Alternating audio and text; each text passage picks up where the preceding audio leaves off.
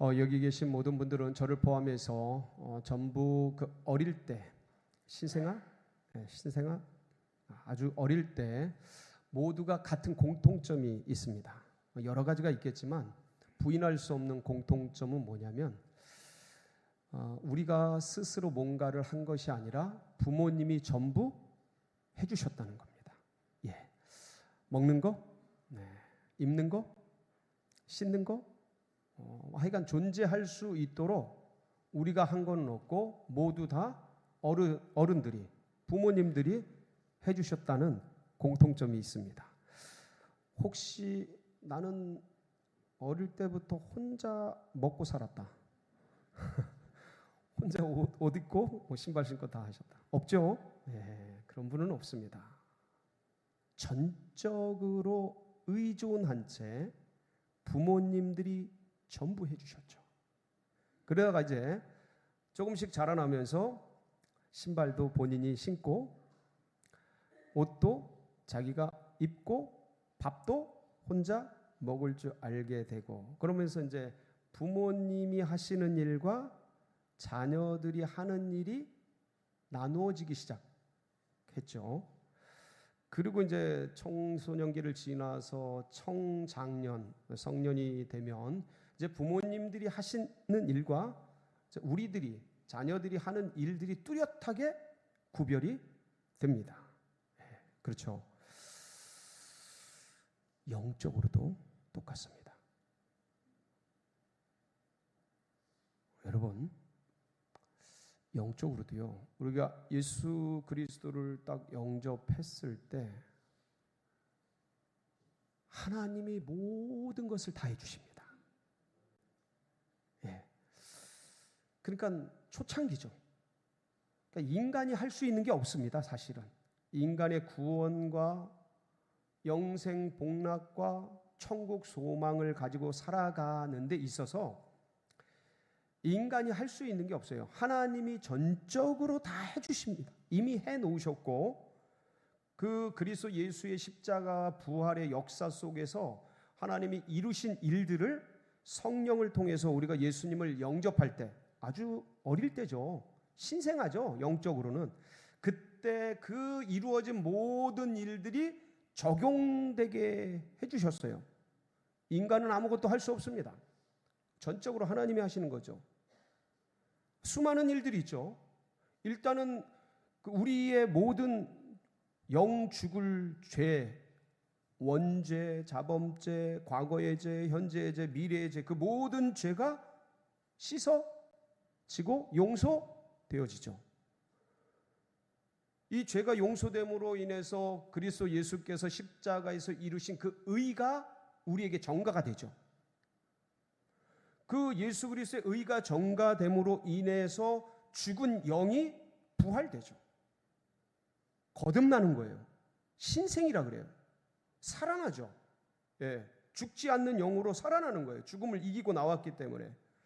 그러면서 하나님의 자녀가 돼요. 거듭났기 때문에. 하나님의 자녀가 되면서 아브라함의 축복을 전부 이양받는 이방인인데 하나님의 자녀가 되고, 원수 마귀의 자녀였는데 하나님의 자녀가 돼서 그 아브라함의 축복을 전부 이양받는 엄청난, 그래서 영생 복락을 누리고 천국 소망을 가지고 하나님께서 이 땅에 우리들에게 주신 사명과 은총을 가지고 살아가는 축복을 누리게 됩니다. 별로 안 기쁜가? 전적으로 주님이 해주시는 이 기쁨, 이런 은혜를 우리가 누리고 살아가게 되는 줄 믿습니다. 자, 그런데 하나님이 전적으로 다 해주시죠. 이건 이미 해놓으신 거고 적용되고 이루어지게 되어 있습니다. 그런데 이제 자라가면서 알게 됩니다. 아, 하나님이 하시는 일과 인간이 하는 일이 구별되기 시작합니다. 내가 해야 될 일을 알게 되기 시작합니다. 마치 우리 어릴 때 부모님이 다 해주셨지만 조금씩 자라가면서 신발 신고 옷 입고 밥 먹고 뭐 혼자 하듯이, 하나님이 전적으로 다 해주시지만 이제는 내가 할 일이 뭔지를 알게 되고 내가 해야 될 일들을 하게 되죠. 헌신이 그런 것이고 전도가 그런 것이고 그 모든 것들이 굉장히 많이 있는데 그 중에서 주요한 것 두 가지가 있습니다. 인간이 꼭 하라고 하신 게 있어요. 주님께서 친히. 그게 뭐냐면 첫 번째가 중보기도예요. 두 번째가 오늘 본문에 나오는 내용입니다. 오늘 본문에 나오는 내용은 조금 이따가 같이 나누고요. 첫 번째 중보기도. 여러분 에스겔서 36장에 보면 이스라엘 백성들이 에스겔 선지자는 멸망당하는 이스라엘을 친히 눈으로 본 사람이잖아요. 나라가 망해가는 걸 그 한복판에서 예언을 한 사람이잖아요. 근데 하나님께서 에스겔에게 예언을 주십니다. 36장에 이 멸망당하는 이스라엘을 하나님께서 회복시키겠다는 말씀을 주셔요. 내가 하겠다라는 거예요. 아무도 없고 황폐된 이 성읍에 양떼 무리가 모이듯이 사람들을 모이게 하겠다는 거예요. 하나님의 사람들을 모으시겠다는 거예요. 그리고 회복시키겠다는 거예요. 이스라엘 영광을 다시 일으키겠다라는 놀라운 역사를 하나님이 친히 하시겠다고 하십니다. 그런데 그건 내가 하겠지만 너희들은 뭐를 해라? 아시죠? 한번 보실까요? 그 정답을 에스겔서 36장 33절부터 38절 시작. 주 여호와께서 이같이 말씀하셨느니라. 내가 너희를 모든 죄악에서 정결하게 하는 날에 성읍들에 사람이 거주하게 하며 황폐한 것이 건축되게 할 것인즉 전에는 지나가는 자의 눈에 황폐하게 보이던 그 황폐한 땅이 장차 경작이 될지라. 사람이 이르기를 이 땅이 황폐하더니 이제는 에덴 동산같이 되었고 황량하고 적막하고 무너진 성읍들의 성벽과 주민이 있다 하리니 너희 사방에 남은 이방 사람이 나 여호와가 무너진 곳을 건축하며 황폐한 자리에 심은 줄을 알리라. 나 여호와가 말하였으니 이루리라. 주 여호와께서 이같이 말씀하셨느니라. 그래도 이스라엘 족속이 이같이 자기들에게 이루어 주기를 내게 구하여야 할지라. 내가 그들의 수요를 양떼같이 많아지게 하되 제사 드릴 양떼 곧 예루살렘이 정한 절기의 양무리같이 황폐한 성읍을 사람의 때로 채우리라. 그리한즉 그들이 나를 여호와인 줄 알리라 하셨느니라. 뭐 하라고 하셔요? 기도, 중보기도죠. 특별히 하나님께서 다 이루시겠다는 거예요. 내가 다 하겠다. 근데 너희는 뭐 해라? 기도해라. 왜 기도하라 그러셨어요? 하나님이 다 하시는데 왜 기도하라 그러셔요? 맨 밑에 말씀을 보셔요. 맨 밑에 보시면 뭐라고 되어 있어요? 한번 같이 38절 봉독합니다. 시작. 제사 드릴 양떼 곧 예루살렘이 정한 절기의 양무리같이 황폐한 성읍을 사람의 때로 채우리라. 그리한즉 그들이 나를 여호와인 줄 알리라 하셨느니라. 그리한즉, 기도한 사람만이 이스라엘의 회복을 보면서 하나님이 하셨구나. 와, 하나님의 역사구나. 오, 하나님이 우리를 구원하셨구나. 하나님은 위대하신 분이구나. 하나님은 역사를 움직이시는 분이구나. 하나님은 전능하시구나. 그것을 알게 되리라. 기도한 사람만이 하나님의 역사인 줄 알기 때문에 너희들은 뭐 해라? 기도해라. 내가 다 할 테니까. 그런데 너희들은 기도해라. 기도하지 않으면 하나님이 다 하신 것이 보여요, 안 보여요? 우연이 된 줄 압니다. 자연이 된 줄 알아요. 어쩌다가 얻어 걸려서 된 줄 알아요. 몰라. 알아도 그냥 하나님이 하셨다니까 하신 거지 뭐 이렇게 알아. 여호와를 몰라. 하나님이 어떤 분인지를 몰라. 하나님이 어떻게 엄청난 역사를 이루시는지를 기도하지 않으면 알 수가 없어요. 그래서 뭐 해라고? 여기 계신 모든 분들은 기도의 복병들, 기도의 용사들, 살아있는 기도의 놀라운 역사를 일으키는 귀한 분들이 되시기를 주님의 이름으로 축복합니다. 그 두 번째가 뭐예요? 오늘 본문이에요. 오늘 본문. 오늘 이제 말씀 속에서 보면 하나님께서 나사로의 죽음을 통해서 죽은 지가 나흘 되지 않습니까? 그런데 우리 예수님께서 그 나사로가 죽은 현장에 오셔서 이제 눈물을 막 흘리시면서 애통해 하시고 불쌍히 여기시면서 하신 말씀이 있어요. 돌을 옮겨 놓으라. 그렇죠? 한번 보실까요? 39절이죠. 한번 보시겠습니다. 시작.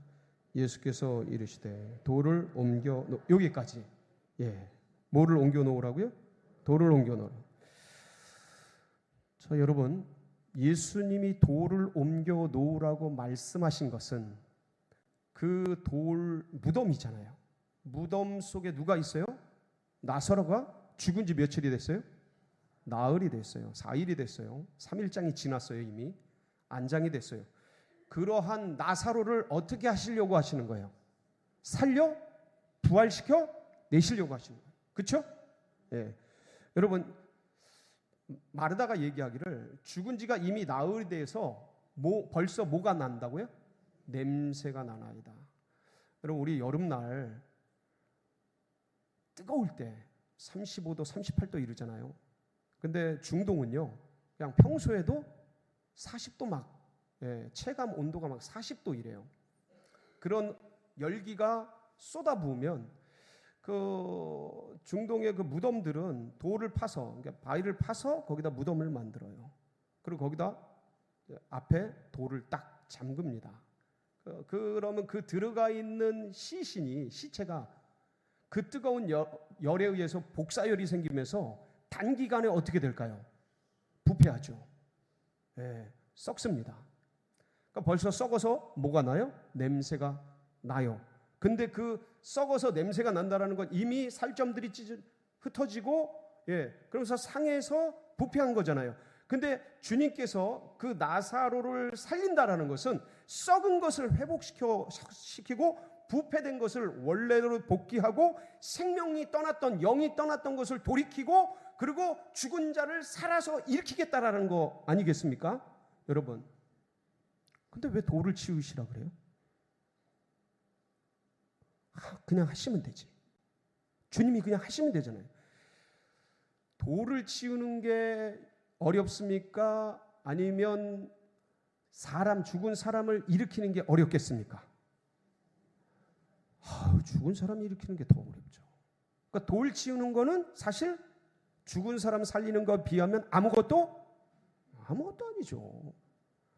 근데 더 어려운 일을 하시면서 왜 돌을 치우라고 말씀하셔요? 왜 사람 보고 돌을 치우라고 그러셔요? 그냥 뚫고 나오라고, 그냥 나사로 살려놓고 뚫고 나오면 되지. 이제 말씀을 조금 더 보겠습니다. 39절, 40절 계속 한번 읽어볼게요. 시작. 예수께서 이르시되 돌을 옮겨 놓으라 하시니 그 죽은 자의 누이 마르다가 이르되 주여 죽은 지가 나흘이 되었음에 벌써 냄새가 나나이다. 자, 돌을 옮겨 놓으라. 예수님이 그러셨어요. 마르다가 주님 죽은 지가 나흘이 되어서 벌써 냄새가 나나이다. 치우고 싶다는 거예요? 안 치우고 싶다는 거예요? 돌을 옮기는데 긍정적인 거예요? 회의적인 거예요? 이거는 뭐 문자 그대로. 그거는 아닌데요. 벌써 나흘 돼서 냄새 나는데 그 돌을 옮기면 안 되는 것 같은데요. 그러니까 주님이 그때 뭐라 그러셔요? 40절 뭐라 그러셨어요? 내 말이 네가 믿으면 하나님의 영광을 보리라 하지 아니하였느냐. 이건 무슨 말씀이에요? 돌을 치우라.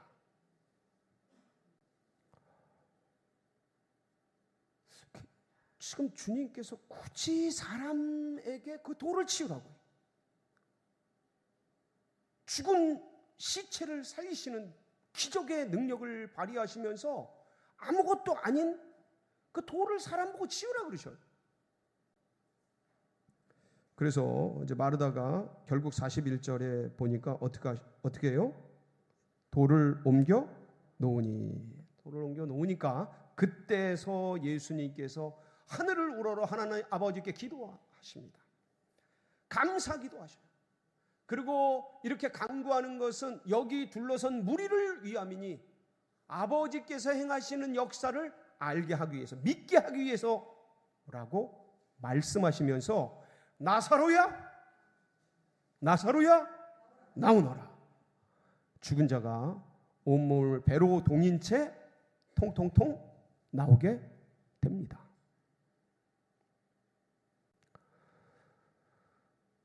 하나님은, 예수 그리스도께서는 죽은 자를 살리시는 능력이 있지만 우리에게 요구하시는 것이 있어요. 돌을 치우는 겁니다. 그러니까 이게 2000년 전 예수 그리스도께서 살아계실 때 역사적으로 있었던 일이에요. 나사로는 죽었고 그 죽은 무덤 앞에 돌이 놓여져 있었어요. 여러분, 이 돌 뒤에 그럼 뭐가 있는 거예요? 나사로의 시체가 있는 거예요. 무덤이 뭡니까? 인간의 끝이잖아요. 무덤이라는 거는 거기는 부패한 곳이잖아요. 캄캄한 어둠이 지배하는 곳이죠. 거긴 더 이상 소망이 없어요. 희망이 없어요. 그건 절대 절망의 장소잖아요. 그 가까이 갈 수 없게 만들어 놨고 그 냄새가 나고 시간이 지날수록 더 부패하고, 예? 더 가까이 가기가 더 어려워지고 더 힘들어지고 어둠이 지배하는 곳. 그러니까 하나님의 빛이 도달할 수가 없는 곳. 왜? 뭐 때문에요? 그 무덤을 막고 있는 뭐 때문에요? 돌 때문에. 돌 때문에. 근데 이 돌이 치워지자 뭐가 들어가요? 거기 하나님의 말씀이 들어가고 하나님의 살아계신 예수 그리스도의 빛이 들어가고 그 죽은 자가 살아나고 거기가 놀랍게 은혜의 장소가 되고 기적의 장소가 되고 하나님의 살아계심을 증언하는 귀한 역사적 산실이 되어지더라.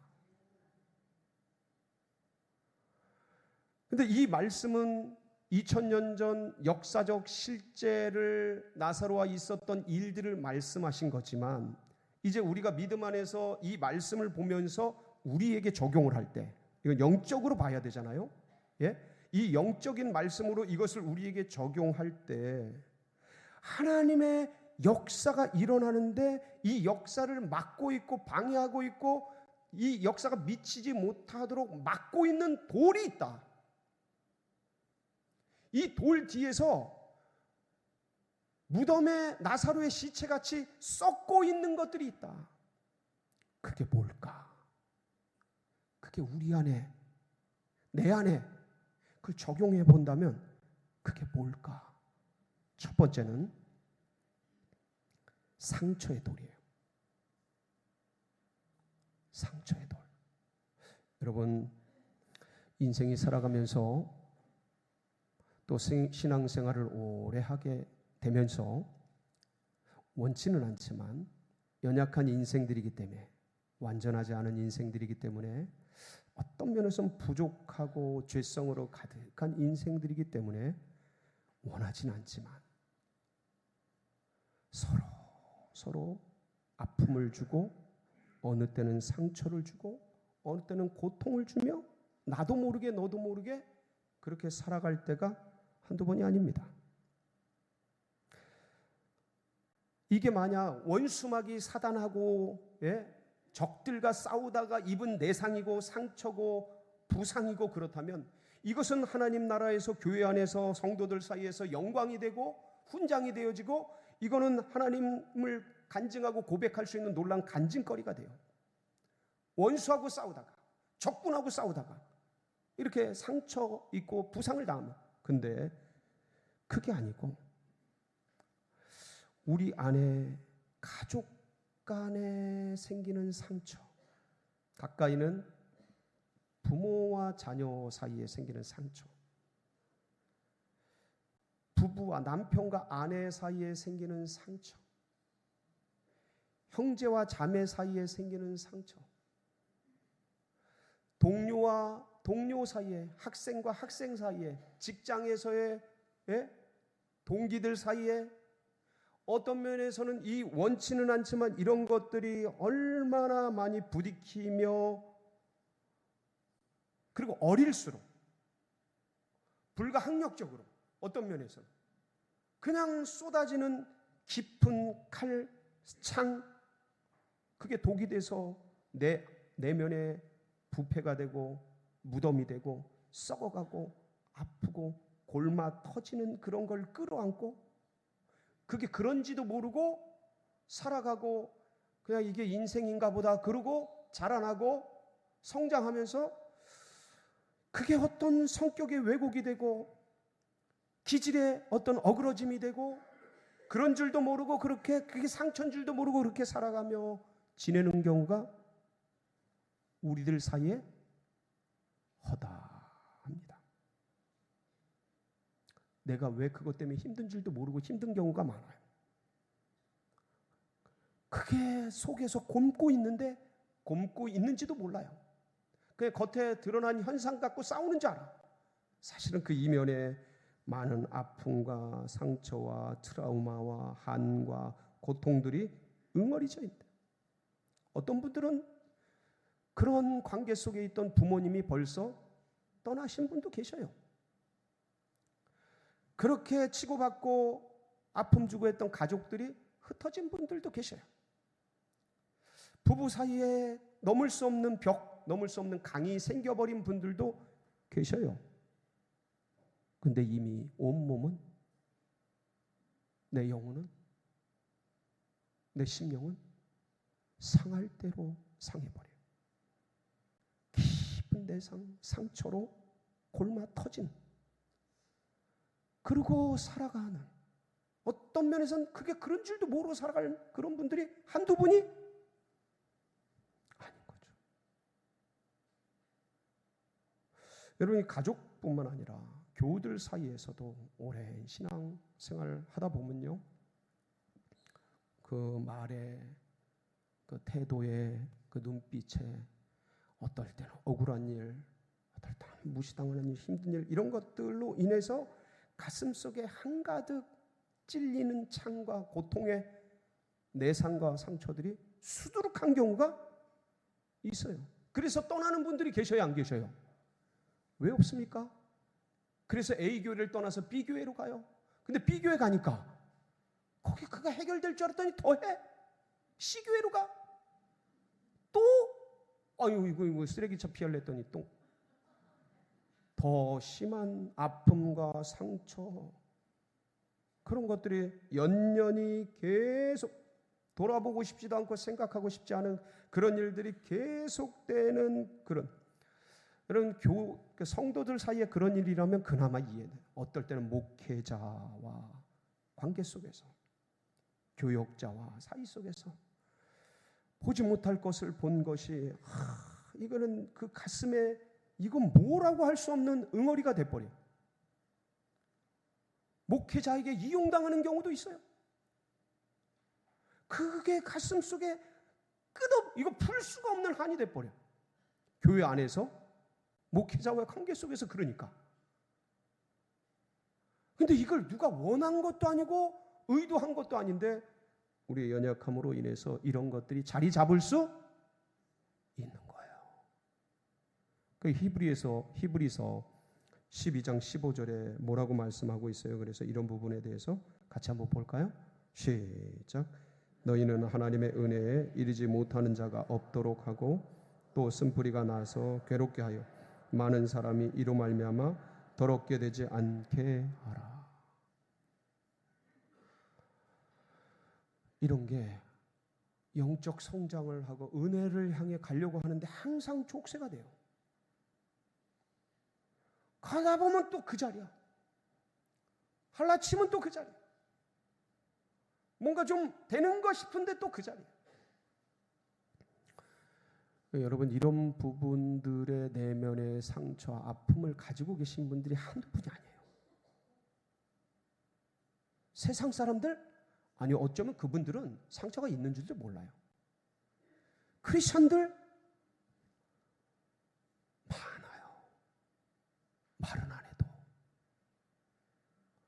움켜쥐고 사는 분들이 한두 분이 아니에요.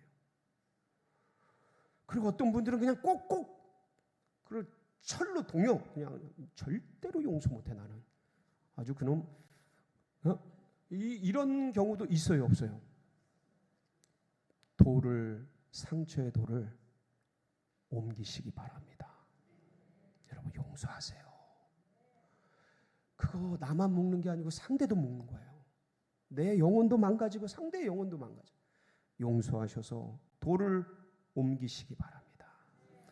근데 그게 돌인 줄 몰라요. 그러니까 하나님 알게 해주세요. 제가 이런 말씀을 드릴 때 생각나시는 분들 있죠? 웃으시는 분들은 있어. 그러니까 이런 말씀을 드릴 때 성령이 역사하면서 조명이 되거든요. 우리 무의식 속에 아니면 가려져 있는 눌러놓은 것 속에 그게 성령이 조명하시면서 생각나는 분들, 뭐 그게 누구시든 간에 저는 아버지 용서하니라고 참 오랜 시간 걸렸어요. 아버지 용서하니라고. 이게 그냥 되는 게 아니에요. 하여간 근데 이 돌이 있으면 영적으로 성장을 못해요. 가다가 서요. 주님의 빛을 왜 이걸 우리가 치워야 돼요? 내가 놨기 때문에. 누가 놨기 때문에요? 내가 놨기 때문에 내가 치워야 돼요. 그래서 주님이 사람 보고 그걸 옮기라 그러는 거예요. 주님이 하시면 그걸 한지 많은지 몰라요. 감사도 없고 아무것도 없어요.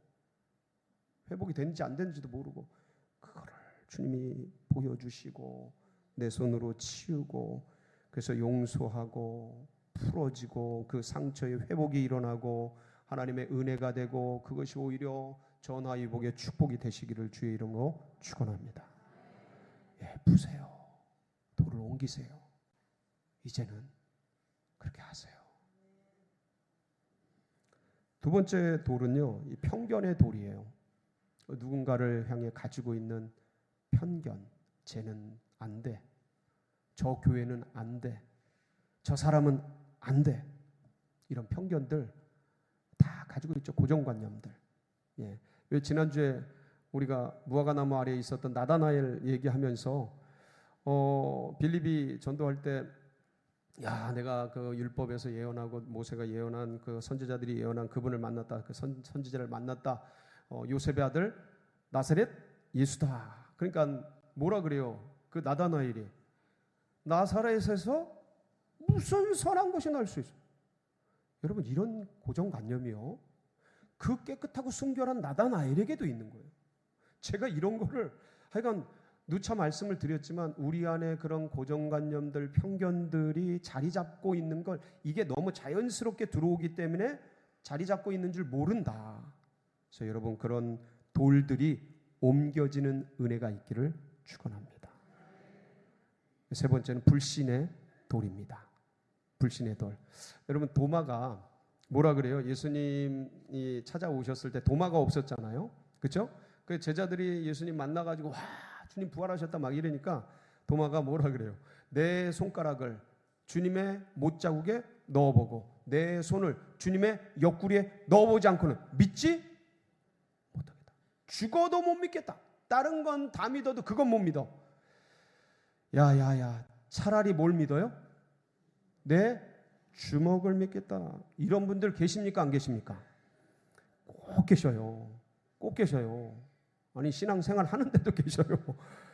그게 불신의 돌이에요. 여러분 그걸 치우시기 바랍니다. 근데 우리 성도님들 중에 다른 거는 다 믿는데 재정에 관한 한 안 믿는 분들이 계셔요.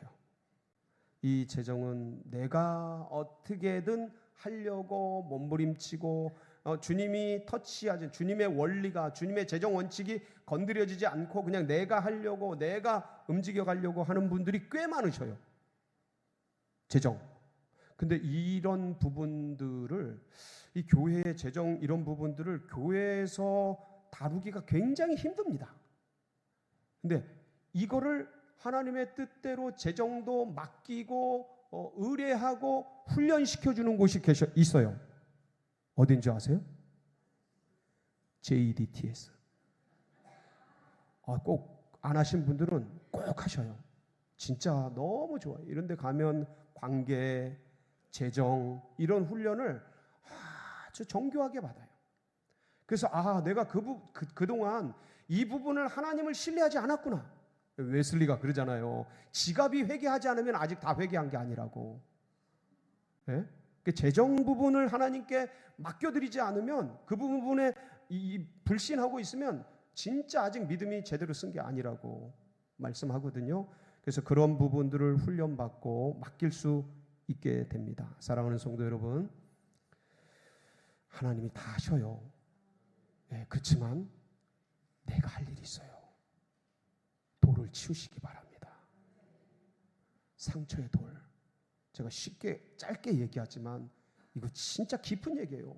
내적 힐링을 6주, 10주 하는 그런 얘기를 드리는 거예요. 근데 성령께 맡기고 여러분 안에 그 상처의 돌들, 편견의 돌들, 불신의 돌들이 치워져서 이 새봄에 하나님의 꽃 피어나는 아름다운 영의 봄날이 임하시기를 주님의 이름으로 축복합니다.